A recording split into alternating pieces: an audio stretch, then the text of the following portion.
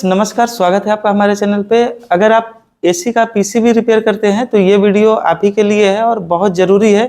इसे स्किप करेंगे तो फिर बाद में बहुत कुछ आप समझने से वंचित हो जाएंगे। तो चलिए शुरू करते हैं।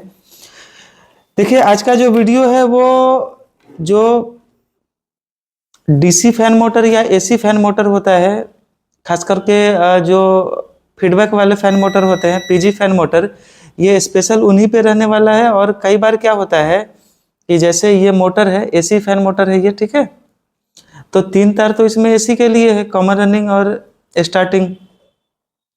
और यहाँ पे जो 3 तार होते हैं ये फीडबैक के लिए होता है।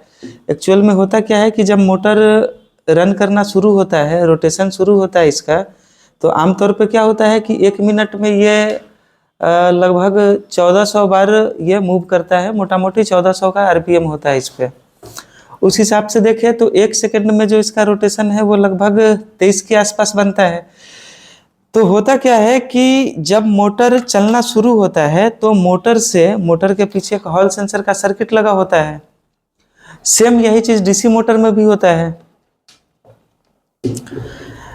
तो इस सर्किट में क्या होता है कि पीसीबी पर देखिए यहाँ पे एक कनेक्टर लगा होता है 3 पिन का। ये एसी फैन मोटर की बात चल रही है। अगर आप डीसी फैन मोटर के बारे में जानते होंगे तो लगभग ऐसा ही सर्किट वहां भी मिलेगा। तो कनेक्टर से 3 टर्मिनल निकलते हैं। एक ग्राउंड, किनारे में ग्राउंड, लेफ्ट साइड ग्राउंड, फिर राइट साइड वीसीसी या तो 5 वोल्ट हो सकते हैं या तो 12 वोल्ट हो सकते हैं। और बीच का जो टर्मिनल होता है वो होता है फीडबैक। तो जब ये 5 वोल्ट और ग्राउंड या 12 वोल्ट और ग्राउंड, जो भी आप समझे, अलग अलग पीसीबी में अलग अलग होता है, ये जब मोटर के अंदर जाता है और ये जैसे जैसे एक टर्न के बाद क्या करता है कि जो इसका फीडबैक पॉइंट है, फीडबैक समझे या पीजी समझे, पल्स जनरेटर, या एफजी फीडबैक जनरेटर, तो ये पॉइंट जो होता है ये हर एक रोटेशन पर क्या होता है, पुल डाउन मारता है। ठीक है, हर एक रोटेशन पर ये पुल डाउन मारता है। अब ये इंफॉर्मेशन इसके एफजी पिन से होते हुए डिवाइडर सर्किट लगा के, या किसी किसी में ट्रांजिस्टर का सर्किट होता है, ये इंफॉर्मेशन यहाँ से होते हुए, यहाँ दिखाएंगे आप, यहाँ से होते हुए, एफजी पिन से होते हुए ये इंफॉर्मेशन कहाँ पहुँचता है, एमसीयू में। और कई बार क्या होता है फ्रेंड्स कि मोटर के अंदर का जो फीडबैक सर्किट होता है वो खराब हो जाता है। उस केस में क्या होता है कि एमसीयू को एफजी मिलता नहीं है। तो एमसीयू को ये लगने लगता है कि मोटर खराब है, मोटर में खराबी है। ये समस्या एसी फैन मोटर में भी हो सकता है, ब्लोअर मोटर में, और डीसी ब्लोअर मोटर में भी हो सकता है।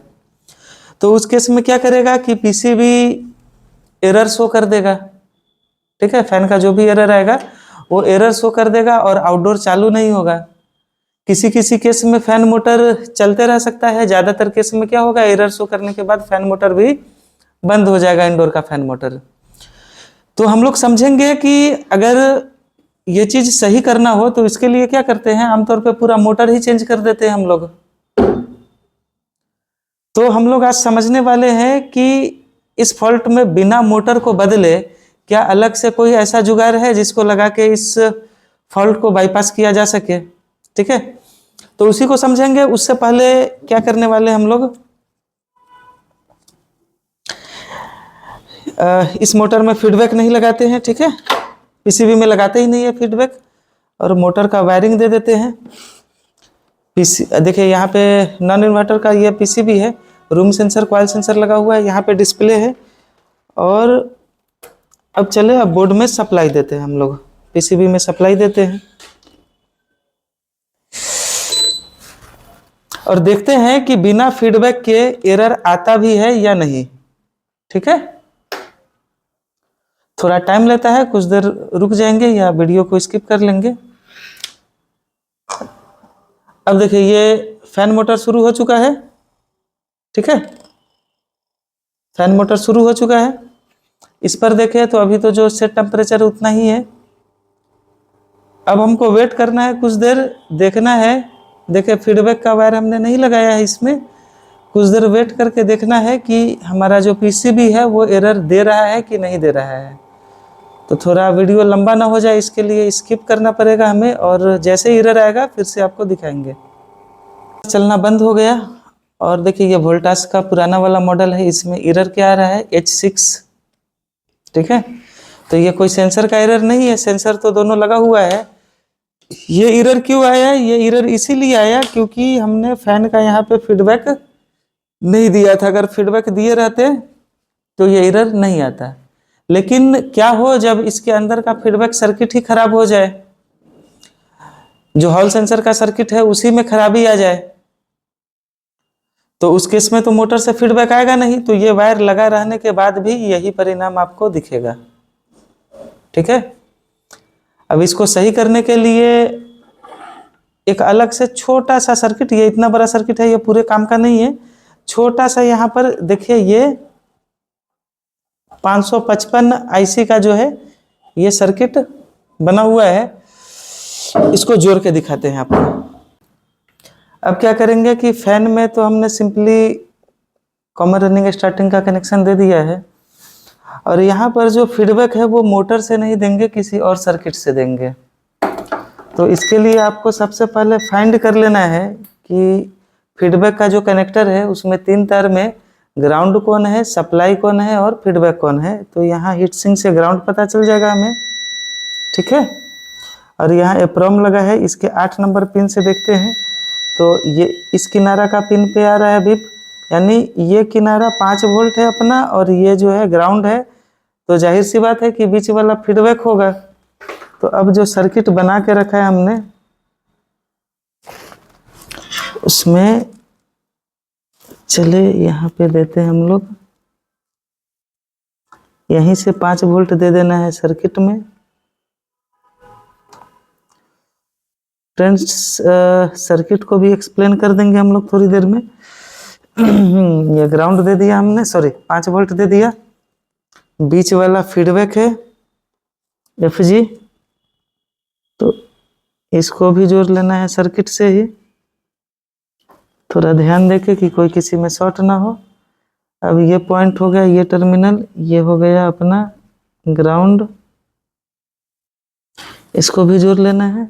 देख लेते हैं कोई पिन आपस में शॉर्ट नहीं है। ये सप्लाई हो गया, ये किनारा का ग्राउंड और ये फीडबैक। देखिए ये पीसीबी इतना बड़ा दिख रहा है, लेकिन इसमें जो काम का सर्किट है वो इतना ही दूर में है, ये 1 इंच के दूरी में ही है बस ये सब। तो खैर अभी पीसीबी स्टार्ट करके देखते हैं हम लोग।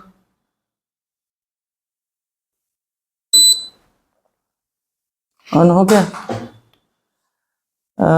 थोड़ा देर बाद फैन मोटर चलना शुरू होगा।